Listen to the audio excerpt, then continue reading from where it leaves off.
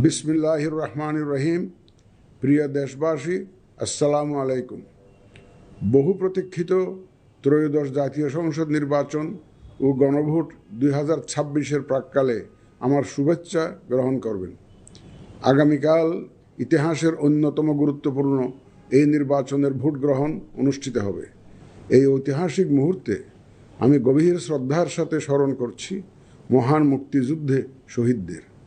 আরও স্মরণ করছি জুলাই গণ অভ্যুত্থানে শহীদদের, যাদের রক্তের বিনিময়ে আমরা আজ গণতান্ত্রিক উত্তরণের দ্বার প্রান্তে পৌঁছেছি।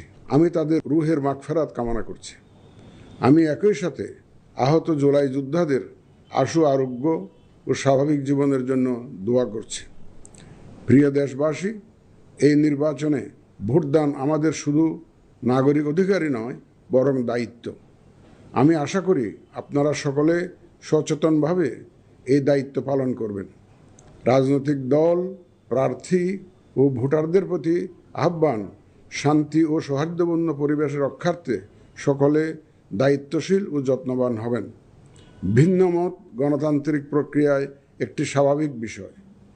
এই বিষয়টি স্মরণে রেখে আপনারা উৎসবমুখর পরিবেশ নিশ্চিত করে স্বতঃস্ফূর্তভাবে ভোট কেন্দ্রে আসবেন, পছন্দের প্রার্থীকে ভোট দেবেন এবং গণতান্ত্রিক প্রক্রিয়ার স্বাভাবিক পরিণতি হিসাবে জয় পরাজয়কে মেনে নেবেন।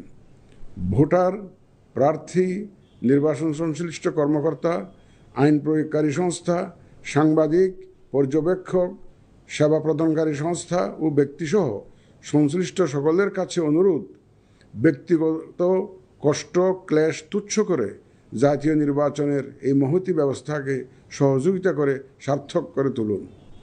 প্রিয় ভোটারগণ, আমরা শান্তিপূর্ণ ও উৎসবমুখর পরিবেশে নির্বাচন অনুষ্ঠান করতে চাই। যে কোনো অনভিপ্রেত ঘটনা মোকাবেলায় নির্বাচনী কর্মকর্তা, মাঠ পর্যায়ে কর্মরত বিচারিক ও নির্বাহী ম্যাজিস্ট্রেট এবং আইন প্রয়োগকারী সংস্থাকে সহায়তা করুন। আমাদের সকলের সম্মিলিত প্রচেষ্টায় আমরা একটি সুষ্ঠু, সুন্দর, শান্তিপূর্ণ ও উৎসবমুখর নির্বাচনের সাক্ষী হতে পারব, এই প্রত্যাশা ব্যক্ত করে এবং পুনরায় আপনাদের স্বতঃস্ফূর্ত অংশগ্রহণ কামনা করে শেষ করছি। মহান আল্লাহ আমাদের সহায় হন।